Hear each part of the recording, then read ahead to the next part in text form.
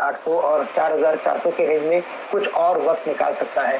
तो अगर हमें शायद 4,800 के करीब की अगर कोई भी एक प्राइस रेंज मिलती है तो वहाँ पे आप आपकी जो पोजीशन है उसे आप कम कर सकते हो। और अगर किसी रीजन से 4,400 के करीब अगर मिलता है तो बिल्कुल इसे बाय किया जा सकता है। ठीक है, तो नजर रखकर चलिए इस स्टॉक पर भी। अर्निंग्स हालांकि डेफिनेटली फोकस में रहेंगी। दो और अर्निंग्स हैं, उन पर भी बातचीत करेंगे, लेकिन उससे पहले श्रीकांत, आपने भी कुछ ट्रेड्स निकाले हैं क्या कल के लिए? बिल्कुल। तो देखिए दीपाली, यहाँ पे एक्टिविटी अगर देखें तो मेटल स्टॉक्स में बरकरार बनी है और मुझे लगता है कि जिंदल स्टील एंड पावर यहाँ पे अच्छी तेजी बनी है और आने वाले दिनों में मुझे लगता है कि 1 या 2 दिनों में शायद ये स्टॉक एक बार 465 या 70 के लेवल्स भी दिखा सकता है। तो जिंदल स्टील एंड पावर को लॉन्ग किया जा सकता है। यहाँ पे हमें स्टॉप लॉस रखना है 430 रुपए का। और साथ ही साथ मुझे लगता है कि अपोलो हॉस्पिटल में अच्छा खासा एक टेक्निकल ब्रेकआउट हुआ है और उस टेक्निकल ब्रेकआउट के बाद के जो लक्ष्य बने हैं वो 3,300 3,350 के नजर आ रहे हैं। आज के दिन में इसमें एक मुनाफा वसूली हमने देखी थी, लेकिन मुझे लगता है कि ये सपोर्ट के करीब है।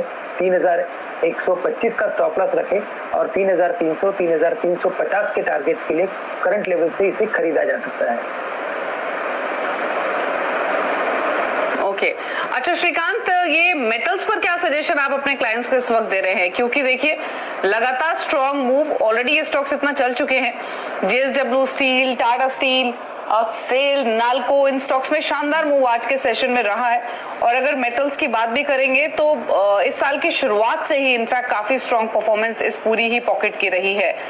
इंडेक्स अगर आप देखेंगे तो इस साल की शुरुआत से लेकर 38% से ज्यादा बढ़ चुका है। कई सारे कारण रहे हैं जिन्होंने मेटल की स्थिति को सपोर्ट किया है, पर चाहे वो स्टील प्राइसेस का बढ़ना हो, ग्लोबल डिमांड सिनेरियो इंप्रूव हुआ है, प्रोडक्शन बेटर हुई है कंपनीज की, और जो अर्निंग आउटलुक है डेफिनेटली वो इंप्रूव हुआ है। अब ये बताइए, जब चौतरफा तेजी हो एक पॉकेट में तो कंफ्यूजन भी उतना ही होता है कि किस स्टॉक को लेना चाहिए, किसको छोड़ना चाहिए, कहां और दम दिख सकता है। तो आप ये उलझन सुलझाइए, बताइए कल के लिए या फिर अगले 1-2 दिन के लिए मेटल स्पेस से आप किस पर बेट करेंगे? देखिए बिल्कुल, ये उलझन तो डेफिनेटली होती है, स्पेशली ट्रेडर्स और इन्वेस्टर्स दोनों को कि कौन सा स्टॉक चूज करें। तो मुझे लगता है कि ट्रेडर्स के लिए मैं ये कहूंगा कि आप उसी स्टॉक के साथ रहिए जहां पे momentum is very very high, यानी कि जहां पे अगर आप RSI के रीडिंग्स लेते हो, अगर वो हाई है तो उन्हीं में आप ट्रेड कीजिए। जैसे कि जिंदल स्टील एंड पावर है या तो JSW स्टील है, उनमें काफी अच्छा एक मोमेंटम बना है और वो लगातार मुझे लगता है कि आने वाले दिनों में परफॉर्मेंस दे सकता है। साथ ही साथ मुझे लगता है कि इन्वेस्टर्स के लिए काफी सिंपल सी बात है दीपाली, देखिए अगर कमोडिटी मार्केट में तेजी बनी है, वर्ल्ड मार्केट में तेजी बनी है, क्रूड प्राइसेस अगर ऊपर है, तो एक बात तय है कि यहाँ पे कमोडिटी की तेजी और कुछ महीनों तक हमें देखने को मिल सकती है। और इसी वजह से यहाँ पे हमें टॉप डाउन अप्रोच रखना है, यानी कि एक लार्ज कैप रखिए, साथ में एक मिड कैप रखिए और एक स्मॉल कैप रखिए। इन तीनों में मुझे लगता है कि काफी अच्छे रिटर्न्स आपको देखने को मिल सकते हैं। और वैसे जितने भी दिग्गज स्टॉक है उनमें मुझे लगता है कि तेजी बनेगी।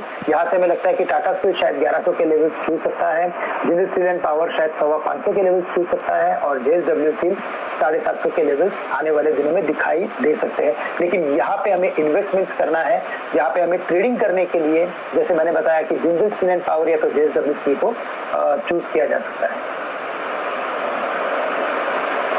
तो ट्रेडिंग पर्सपेक्टिव से JSW स्टील आप चुन सकते हैं और अगर इन्वेस्टमेंट का नजरिया लेकर चलेंगे तो भी आपको फायदा पहुंचेगा। कई आइडियाज यहाँ पर श्रीकांत ने शेयर भी किए। अच्छा, बात मारुति की कर लेते हैं, जिसकी शुरुआत तो आज अच्छी हुई थी लेकिन ऊपरी स्तरों पर टिकने में दिक्कत इसको हो रही थी। कल इसके भी नतीजे आएंगे। पिछले 3 महीने की अगर परफॉर्मेंस देखेंगे तो 15% ये स्टॉक नीचे आया है।